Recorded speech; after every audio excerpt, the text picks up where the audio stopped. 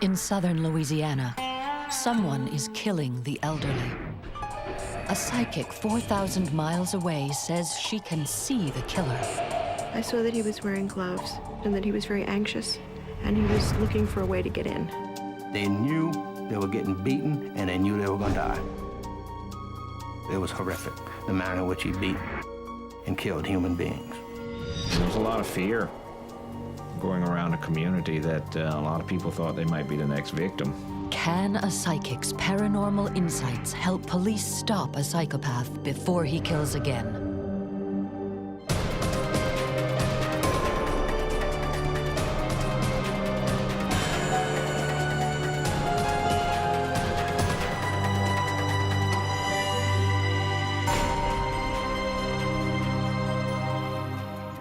Ascension Parish, a small slice of Cajun country deep in southern Louisiana. Within the parish, the small city of Gonzales, a peaceful community of friends and neighbors that prides itself on being the jambalaya capital of the world. It's a place where no one worries about keeping the doors locked at night. But in April of 1997, that peace was shattered. So I was on duty at the time and heard a report over the radio of a possible homicide that occurred within the city of Gonzales. Police are shocked to discover that Lillian Philippe, a 71-year-old widow, has been brutally murdered in her home. It's the first homicide victim in Gonzales in 11 years. It's so beyond what you expect that when a situation like that happens, it just goes beyond your range of feelings there. She was scheduled to go on a church bus trip to a casino about an hour and a half drive away. And she was very prompt all the time. If she said she was going to be at 8 o'clock, she was there at 7:45. She did not show up. Gonzales Police Chief Bill Landry is one of the first to arrive at the crime scene. She was on the floor and at the foot of her bed. It's obvious that a knife was used in the attack. There were noticeable stab wounds and some defensive wounds on her hands. There was very little trace evidence that was left at the scene. The coroner on the case, Alfredo Suarez, is unsettled by the brutality of the killing. She sustained multiple stab wounds to the neck area.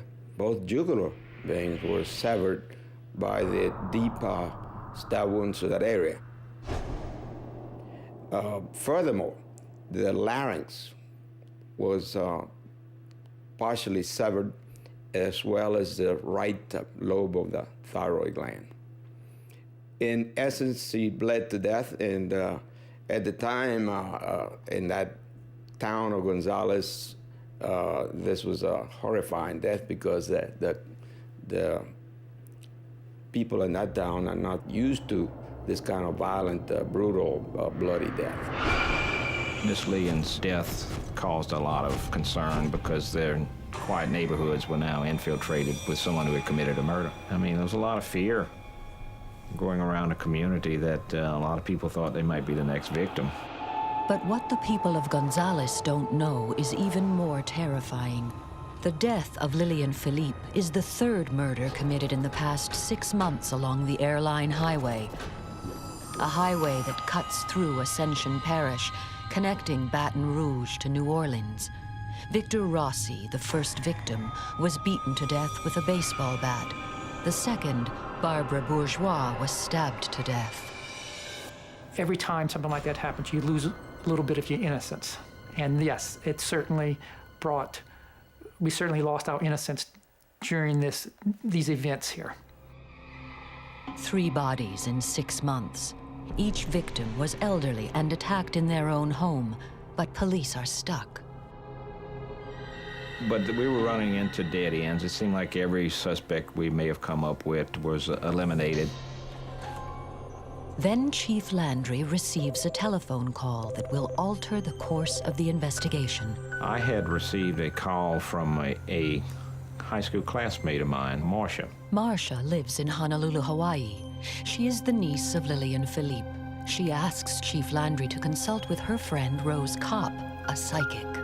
it was suggested to him that I might be able to help. Marcia had some concerns because they didn't know if the possibility if it was just a group of friends, the families that were friends together. They didn't know who was a target. She was concerned for the welfare of her family and just the welfare of Miss Lee, and to want to know if we were able to detect who had committed the crime. Frustrated with the case, Chief Landry is willing to try anything, even a psychic. I told him that I had worked on cases before and that I might be able to identify to some degree the perpetrator of the crime and might be able to offer some clues or hints into the investigation.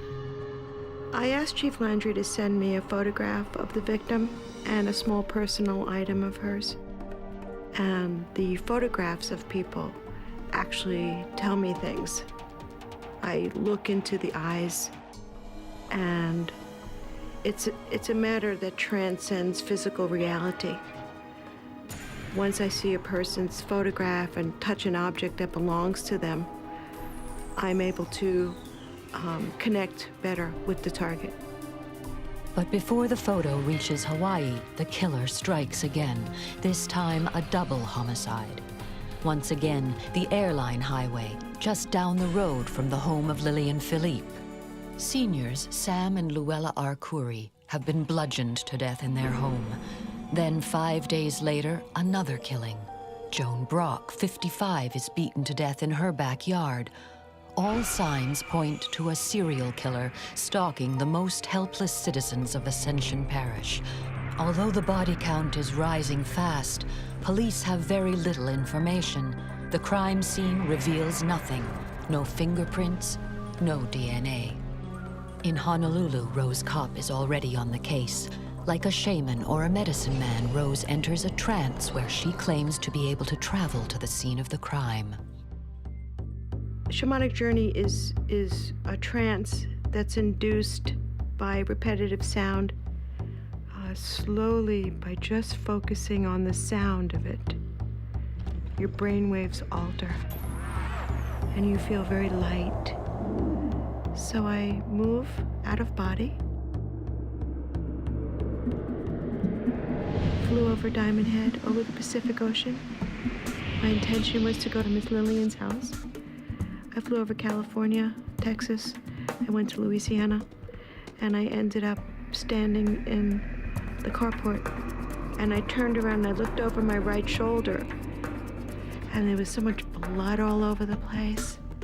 What Rose Kopp sees is shocking, but is it enough to find Lillian Philippe's killer? It's 1997, and the sleepy southern town of Gonzales, Louisiana, has been rocked by the brutal murder of 71-year-old widow Lillian Philippe.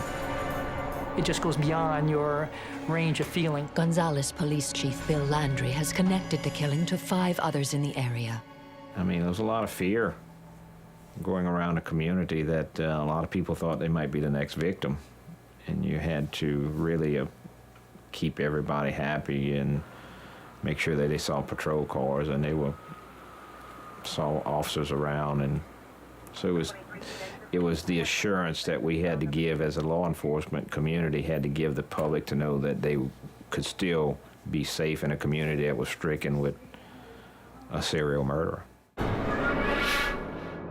Police have few clues, but Chief Landry has made a connection of the most unusual kind. Rose Kopp, a psychic thousands of miles away in Hawaii, claims to be able to see the killer. I saw that he was wearing gloves, and his hands were in fists, and so I got the kinesthetic impression that he was very anxious, and he was looking for a way to get in. Gloves would explain the lack of fingerprints found at the crime scene.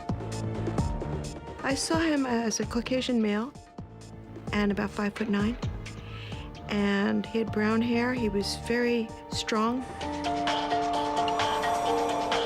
So he went around to the side of the house,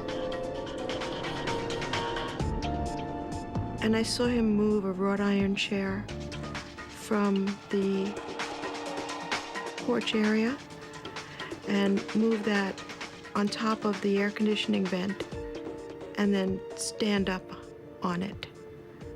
And then it stopped.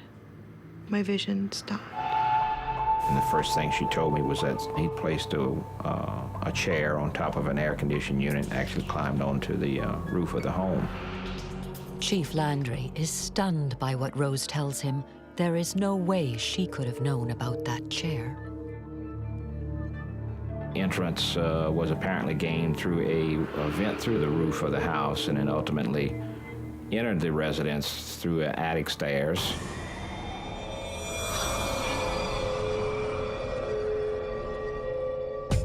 He was like a snake, like an anaconda, or those snakes that wrap around you. And he just seized on her and was stabbing her in the neck, in the throat, and there was so much blood all over the place. And I recall her trying to get him off of her, and she couldn't. He was too wiry and strong. She couldn't get him off her. And I just saw all the blood all over the pillow and on the bed. Somehow, Rose Kopp has seen details of the crime scene known only to police. With the pressure mounting, local authorities team up, creating a joint task force to oversee the investigation.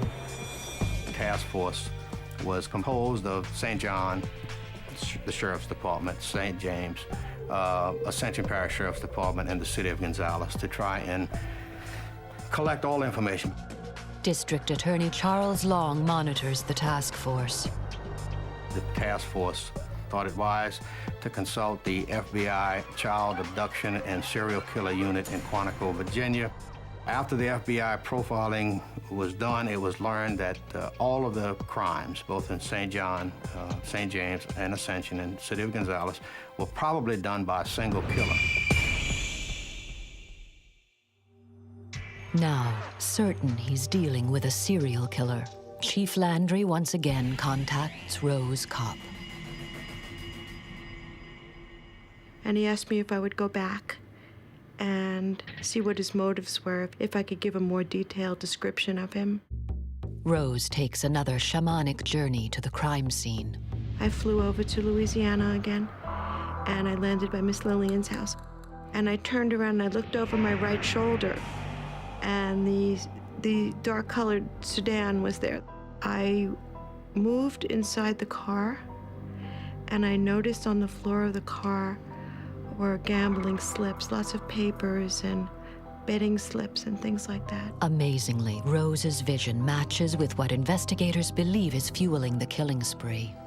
We thought that robbery was the motive. There was no other reason to consider why someone would prey upon Miss Philippi. We knew from other cases that there was some large amount of money missing, which we felt might be for a gambling habit. Rose also says she sees someone new, the killer's girlfriend. And I saw her in a place serving food.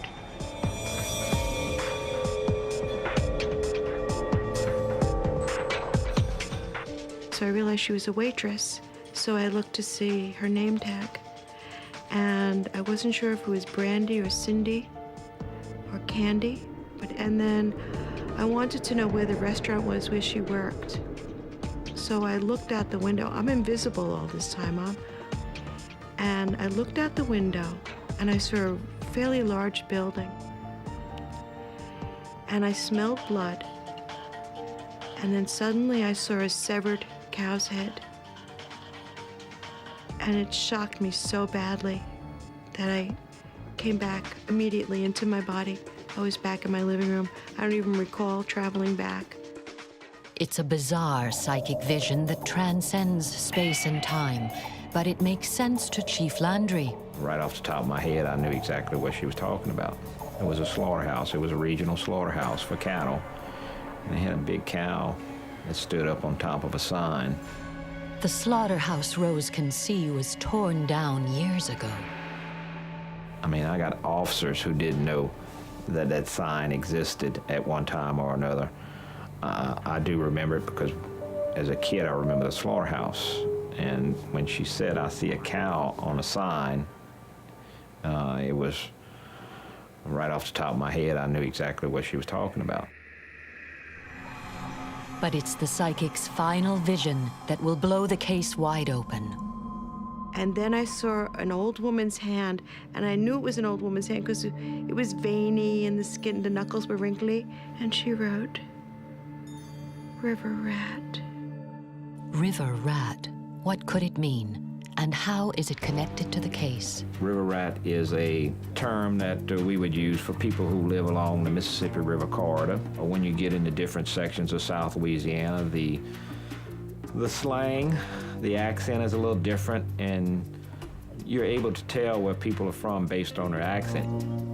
Chief Landry may know what a river rat is, but what he doesn't know is what it means for the case. That is, until the killer strikes again. There was a couple that was attacked outside our jurisdiction around the July 4th weekend. The suspect entered the home through a utility room window, armed himself with a weapon of opportunity inside the home, shot the female in the facial area, and shot the husband in the chest area. The elderly couple barely survived the attack, but their description of their assailant is what shocks Chief Landry. And they asked Miss Joyce if she had any description of the suspect, and she wrote on a piece of paper, "River Rat." Gonzales police now know they are hunting for a river rat, but can they catch him before he strikes again? There was something going on besides robbery. He woke them up in the middle of the night. They knew they were getting beaten, and they knew they were going to die.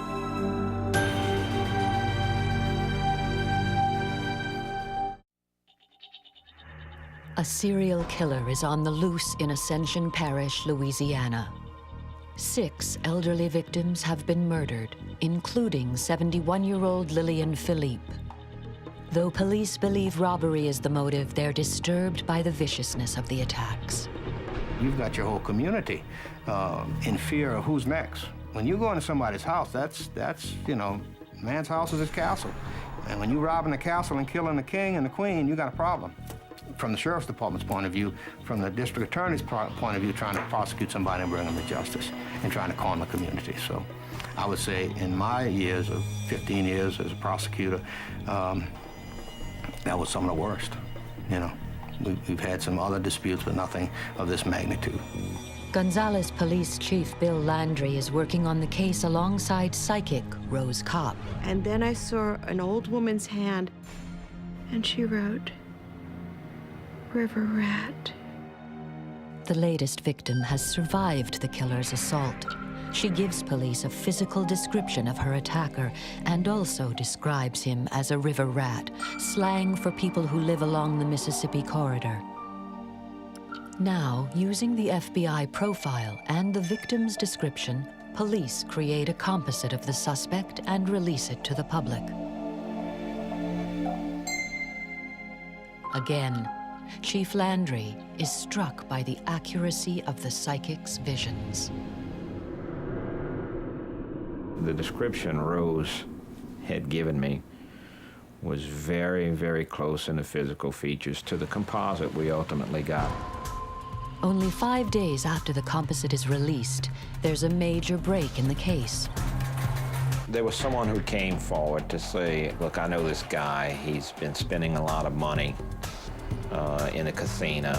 The witness identifies a resident of Gonzales, a man named Daniel Blank.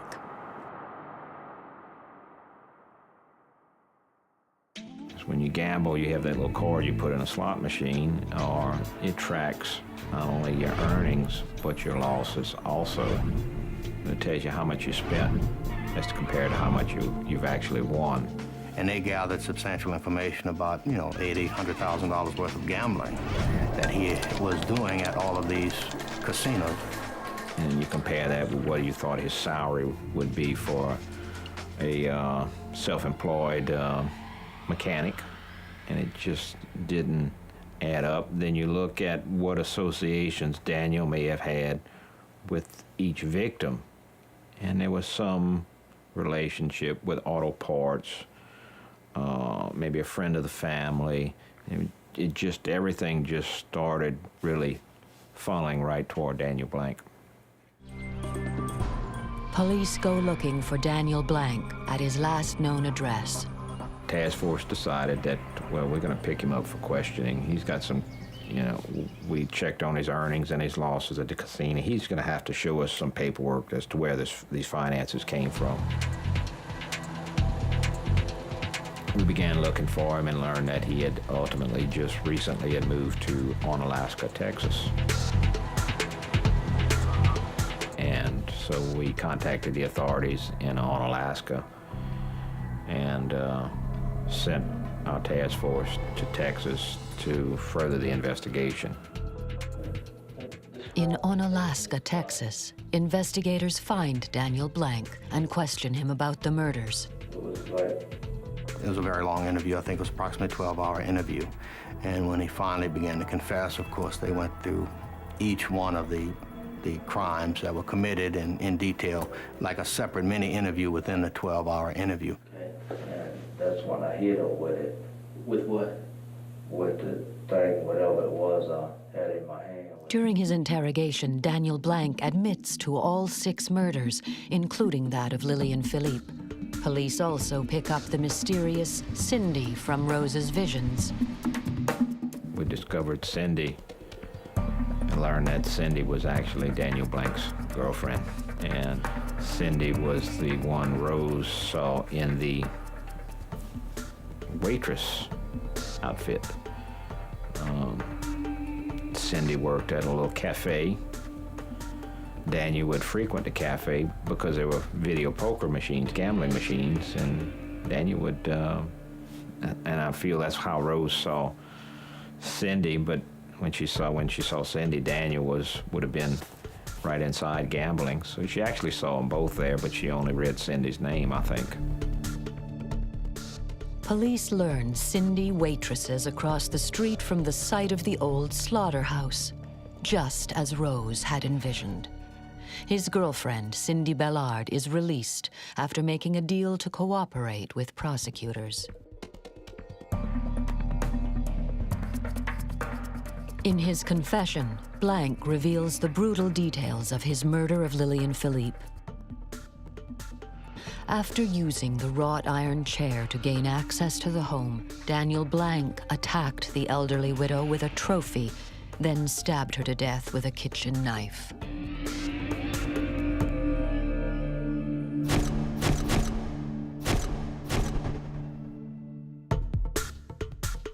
Daniel Blank, in his confession, indicated he stole approximately $100 from Miss Lillian Philippe's house. My conclusion was there was something going on besides robbery in the manner in which he beat people. He woke them up in the middle of the night, first of all. If you look at it, they knew they were getting beaten and they knew they were going to die. And for some reason, I feel he wanted them to know that they were going to get beaten to death, because other than that, you could have just simply went in, stole what you wanted and leave out, or there were more humane ways. If you're going to kill somebody, there are more humane ways than to beat them with a baseball bat, beat them with a trophy, slice them with a knife, beat them with a briar hook, chop them up, or whatever he was trying to do. 2 years after the crime, on September 2nd, 1999, a jury finds Daniel Blank guilty of the first-degree murder of Lillian Philippe. He is sentenced to death. The main factor to me was that he was taken off the streets. He was not going to harm anyone else, so that was satisfaction. Despite being over 4,000 miles away in Honolulu, Hawaii, somehow Rose Kopp was able to tell investigators in Gonzales, Louisiana, remarkable details that, at the time, only the killer could have known. He did use a chair to break into Lillian's home. His girlfriend was a waitress named Cindy, and his appearance matches Rose's physical description of the killer. He had a gambling problem, and he was a river rat. For Ascension Parish, The conviction of Daniel Blank returns a sense of peace.